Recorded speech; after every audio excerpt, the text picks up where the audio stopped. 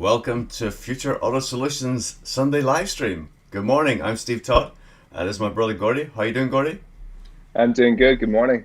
Good, good, good. We're back this week. We had some technical issues last week. Well, I said I had technical issues. It's a collective. It's a collective. You were. I think you were technically okay, and I I wasn't. But yeah. So like, welcome to the channel. As you sort of saw as the introduction, a little scroll across the screen. We are Future Auto Solutions. We have found a new way to sell cars. We are selling, and we have a track record of selling cars using social media. And what we do during these live broadcasts is discuss the things that we've learned, issues that we're hearing, what we're doing to help our clients, and that's what we want to do here. So if this is something you want to hear and learn about as over the coming weeks, do consider subscribing and hit that notification bell. So Gordy, I'm just going to dive right into it. So yeah.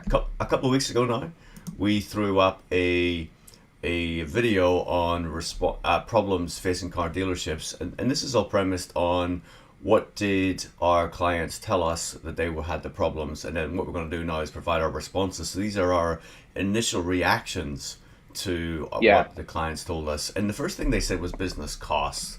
So I don't know if you want to provide like a sort of background as to what those business costs were, what the concerns were, and then what also our initial response to that. Yeah. I mean, really, what we sort of was sat down in the meetings was just really sketched out, just really what, as you sort of said, what the first of the dealerships, their first sort of thoughts and thoughts and process of how we sort of go about changing things around a little. And the first thing, as you say, was business costs.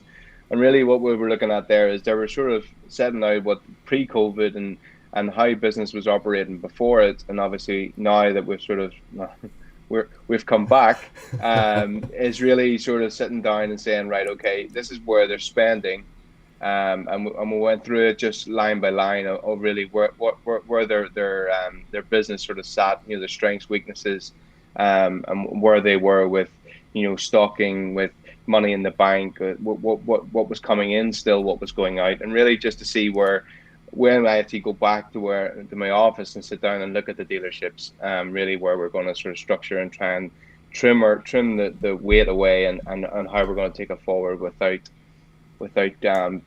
obviously spending and overly necessary money. So that was really Yeah. the first sort of setup of where we were with the dealership. Every dealership was different, so this is the sort of, one size doesn't fit all. So it's really about understanding and really having that one-to-one discussion where they're all open and honest and showing, where they're at right now, and sort of, where I see, we can take it to, and where the level of spending needs to be against what they're sort Right. of spending right now. So Yeah, and I saw you kind of smiling as sort of you introduced that because of the lockdown, and we'll get to why you're smiling in a little second. But in essence, I mean, I think while each individual's dealerships issues are very different, I think a common thread though is stock, right? The cost of stock. It's the financing related to that holding stock because of the lack of turnover on that. And I know we had to have some frank open conversations, provide guidance on,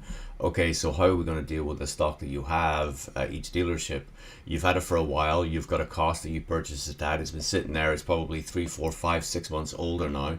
Therefore, the actual book value of that vehicle is depreciated. So therefore, they're having to make yeah, really tough conversations or tough decisions on, am I prepared to release this at a loss in the sort of looking at the longer term picture of the absolutely. opportunity ahead. Yeah, yeah, absolutely. I mean, and it's really getting that understanding of, okay, it's a short term wee bit of pain, but it's really, over the next sort of month, 6 months, 12 months, that money's going to come back in again. It's going to change, and Hmm. you can't look at it so preciously of, this one transaction is £1,000 or $1,000 loss or whatever it is.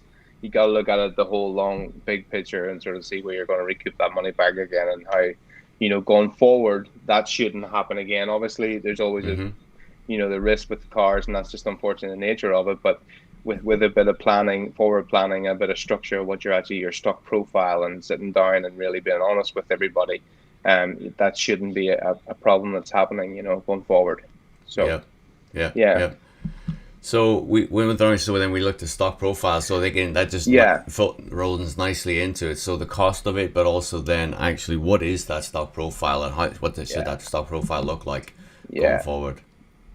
yeah. I mean, part of the process is obviously when I look at their stock profile and I look at the available, whether it's they've got money in the bank, whether they're stocking cars, whether whatever way they choose to purchase their cars and run their stock, it's really about maximizing, the site space, how many cars they want to carry, what in their mind, because every business owner has in their own mind what they want their dealership to be, whether it's, high end cars, it's family cars, it's is it quick turn cars you want. I mean, every dealership has, and that's why I say one size doesn't fit all. It's always sort of going to be different. So it's really just sitting down with the dealer, having a real frank conversation and understanding where, and sometimes their perception on what is their ideal isn't achievable, and it's about sort of having a conversation and bringing that back into sort of real road where we're going in a direction, and maybe what right now it's not right for what they have to spend and what they but up ahead it's not saying it's not. So it's really just Hmm. about sort of you know having that sort of truthful conversation and sort of understanding where they are, and stock profile is the biggest. you know I mean, for example, I mean, one of the sites I went into had a complete mixed bag of stock, from something that's top end Mercedes E Class, top of the range, to a Mini at 3,000. It was all over the shop, and really what he was trying to achieve with the money that he had to spend and the many cars he had. I mean, it was just all wrong. So that's really where the conversation is really important to sit down, and that's where the pain comes that we were talking about, is me saying to him, like, listen, that is sitting there. It's been here 3-4 months, after opened up again, and it's just not moving, and it's three car spaces. You know what I mean? It's three cars that could be on your site, turning fast and making money. So that's the whole. It's okay. It's short term pain, but we can recoup that money really quickly and get us back on the sort of the train tracks again, heading the right direction. So Yeah, and I think the other thing with value that sort of we get whenever we speak to the clients is being able to identify, okay, well, who is their demographic, what is their market, really sitting down and going, okay, who's your customer history, right? Let's look back and absolutely, how you attaining those customers and really understanding some of those things. And then yeah, also then, we obviously are able to do demographic analysis to understand, okay, who's in their neighborhood, right? Who are they likely to catch in that neighborhood? And to your yeah, point, right, on that specific example, wide range of vehicles will actually what best fits that demographic to allow them to be more yeah, successful. And many used car dealerships, yes, there's some that are under the umbrella of big auto companies, but then the independents who carry a variety of vehicles, that's some of the problems they have because they want to cater to everybody. Where if they niche into one specific type of yeah, car, value of car, then they really get to know their yeah, demographic, and that's sort of where we come into it, where we yeah, sort of come into our own identifying some of those things. So that leads us nicely into the marketing strategy, right? And that's sort of things that yeah. we hear quite a bit. So how do we respond, or how have we responded to the marketing strategies? Yeah, I mean, my sort of first thing is to see, back to number one of what the costs are. So, what are they signed up to? What are they committed to be spending every month? Advertising, and then really kneeling down in the meetings of, okay, what are you getting from that? And the amount of dealerships that when I speak to them, they can't tell me. Hmm. It's incredible. They're spending thousands of pounds, dollars, every month in something that's actually unquantifiable and actually not really understanding if it's building their dealership, is it increasing the inquiry level, how many people come in. So really, it gets down to a marketing strategy of, okay, are they on a social media presence? What is their social media presence? Are they spending money on it? How many people are following them and their interaction? Who looks after it? I mean, there's all these different questions that whenever you actually sit down and nail down, I mean, it's actually frightening to see that a sales manager, a business owner, can actually give you the fundamental answers to, Right. they're they're signed up to spend all this money every month, and they're just throwing enough mud against the wall to see what sticks, because Yeah. it's not really, they're not really seeing what benefit it's doing for them. They're just doing it because. it's what everybody else does. Do Yeah. you know what I mean? And No, I that's know it just, is. And for customers, it's often confusing because you go to I mean, most people, okay, what is the way people go to find cars? Okay, they search these huge databases, these companies are out there that are doing it. And we've already talked before that, okay, so you're one of 50 cars that look exactly the same as everybody else. absolutely. But then if you go there and you find a company who's local to you, you maybe drive past it, you go to, okay, where's the place you're going to go to? See if they've got a website and what's their social media play, right? And what does that platform look like? How engaged is it? And how does it look? Does it look like it's consistent? What I'm finding as well is the actual post that people put on their social media is actually taking people to other websites, not necessarily just to their own website, but it may be they may be listed their cars on, I don't know, Car Gurus, wherever Yeah, else, CarMax, yeah, whatever it is, and they're linking from social media platforms to those. So you're pushing yeah, you're pushing people who are interested in coming to your profile to competitors, or let me just say a landscape that you're going to be competing with 50 other people. Where yeah, what we're sort of saying is, okay, yeah, let's get really targeted, let's get really focused on where your yeah, clients are. yeah. I mean, the algorithms are set for for them sites. They actually say other cars in your area for sale and actually list other Right, cars. You know, what I mean, right, it's yeah, frightening. You know, yeah. and when you actually think about it, you're paying these people, you know, hundreds of thousands, hundreds and thousands, pounds a Mm-hmm. month Mm-hmm. to advertise your cars, but then you're just dropping in the pool of many, and Yeah. then what does that do? It drives your margin because you're having to be at the top of the list. You're having to be, and it's driving your margin down. And it's difficult for the everyday person to understand what a monthly, I mean, a selling price actually Mm-hmm. relates to a monthly figure.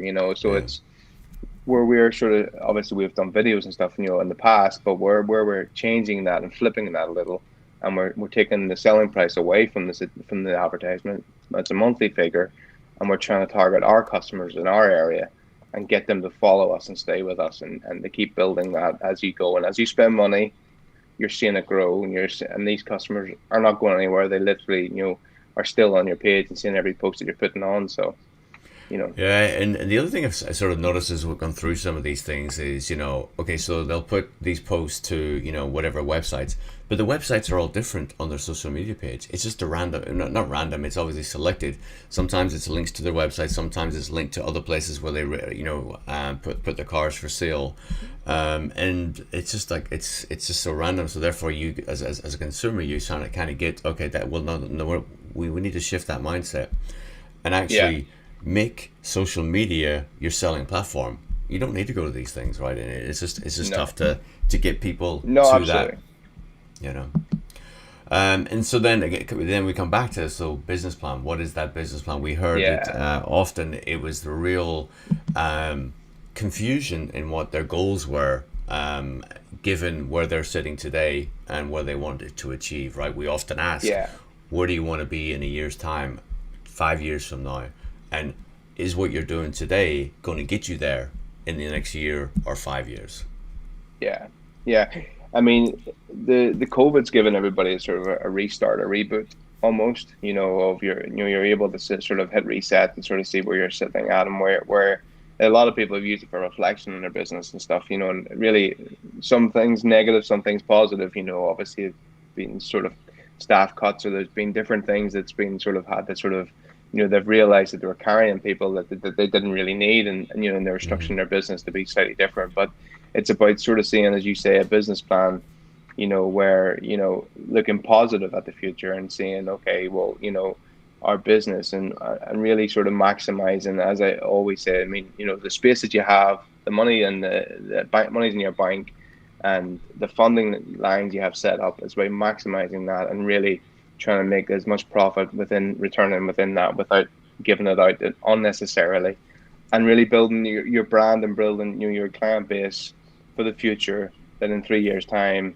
your customers are coming back all the time. People are being referred, and everything else is being sort of, and it's a strong message that's being sent out, and everywhere across the media sources, it's always positivity. It's not negativity, which is, Mm-hmm. Mm-hmm. unfortunately, with car dealerships, you run a risk of a lot of negativity. So it's really about managing that and really sort of, creating a buzz about your dealership, creating a niche and a place where people know, oh, you're looking for that type of car. That's where you need to go, and that's what these people are great, or I've seen their page, they keep having these cars, great value, unbelievable value. I mean, it's all positive messages. So Yeah, no, raving fans, right? That's what everyone wants. They want people out there selling for them, absolutely, and yeah, we've spoken before as well. Like, I think there was one or two clients who actually went through and we worked out.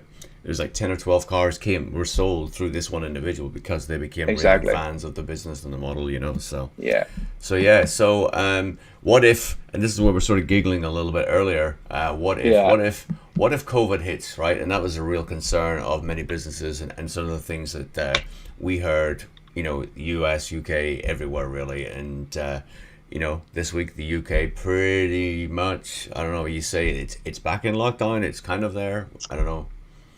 aspects of it are aspect, which is the biggest contradiction. But we'll Mm-hmm. not get into that one. We'll not get into that can of worms.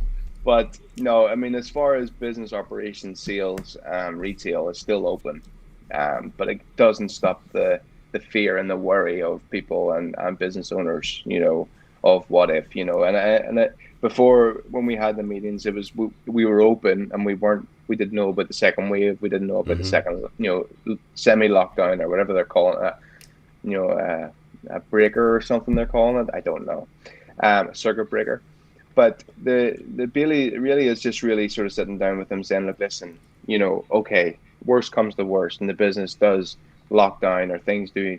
I mean, it's about having a structure where you can carry on doing business, obviously with restrictions and not the full capacity, but where you're not closing your doors and your stock's getting old again, and we're going back down the road again. It's we obviously as Future Auto Solutions manage to keep a level of business going for the auto size we are.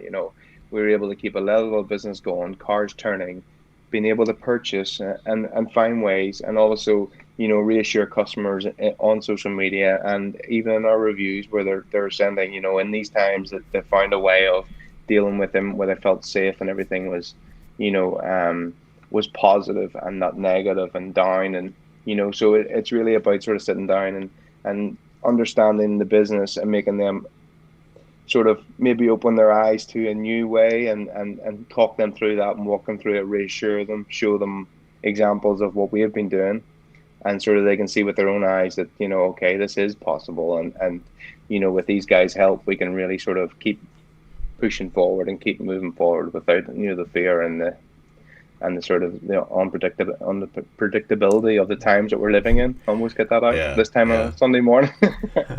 Yeah, But and yeah, it's you're right, and so I really want the audience to sort of hear this in the sense of, because you say for the size that we are, right? So I'm in New York, you're in let's go Belfast. You're between Belfast, Bangor, wherever you are, depending on which week it is, exactly. But the real important thing here I want to note is this is all we are. It is just you and me. There's no one Yeah, else. There's no other big staff that's sitting behind us. But actually during the COVID, able to find cars, sell cars. We're very creative. You were very creative in identifying opportunities and selling. Also, whenever we were in lockdown, very few people are actually going out and looking for cars, right? So you have to be very thoughtful in how you go finding those clients, finding those yeah, people, and we've talked before how we introduce ourselves to them, whether they want to hear from us or not, while they're sitting having their breakfast, while they're sitting having a cup of coffee, while they're sitting having their dinner, and conversations with other people, and that's the beautiful thing about the social media and the strategies that we have. So we're able to yeah, present an offer to people, and then they see it and they go, okay, and that's where it's kind of interesting. So if yeah, you are concerned about that what if COVID does hit in wherever your business is located, do reach out to us, do talk to us, because we can absolutely walk you through what we did and how we did it in the UK. So yeah, the last thing was time, right? Time. Everybody wants to know, okay, how long does this thing take, right? And yeah, how do we get to there, right? And we hear this all the time. Time. But yeah, yeah. I mean, how long is a piece of string is probably I know. the biggest thing, but it's about the commitment and the situation where the dealership's at. I'm yet to come into the dealership or yet to meet with people that, don't have stock that's sellable, don't have stock that's marketable, don't have, opportunities there on the ground. And as we spoke before, I mean, we have different ways of sourcing stock and being able to think outside the box. And then whenever you're posting and whenever you're using social media, it's instant. You know, it's instantly hitting people that have never heard from you before. You know, Mm-hmm. you're not relying on someone going to used cars and I or going on the Auto Trade or whatever the platforms are you use, typing in the make and model of car that you have sit on your forecourt and you being at the top of the list and then them going, okay, let's call them. You know, what you're doing is you're sending out a post that's cleverly marketed, that's giving a monthly payment that's affordable to your demo, your people who you're targeting in your postcode area. You're setting the parameters and you're actually going to them, and then they're contacting you. You know, you're not cold calling, you're not being a nuisance, you're not being insensitive to the situation or trying to, you know, coerce a customer into your site. You're actually they're coming to you and you're going with your speed of response and all the things that we've talked about, and you're going, yeah, great news, cars available. How can I help you? What way can we make this happen? What's your situation? Where are you based? And you know, and then really tailoring your sales process and the conversation easily and not pushy or in a certain way, and actually really making things happen. And if you find that you buy into that and you have that situation, you will get an instant, you know, start and turn and stock and start to sell, and an instant income from, you know, your new change of marketing strategy.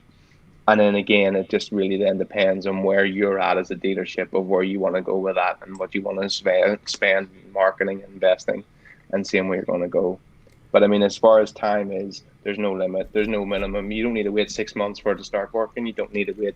You know, it's about putting the structure in place and then really engaging in it and really going with it. And you know, we've tried and tested. We've been in the dealerships and it's worked within a week. It's worked within a month. It's been straight away income coming. People can't believe how quickly, and the buy-in is incredible from the business owners once they see how quickly and how smooth, you know, the process is, you know, and how Yeah. streamlined it is.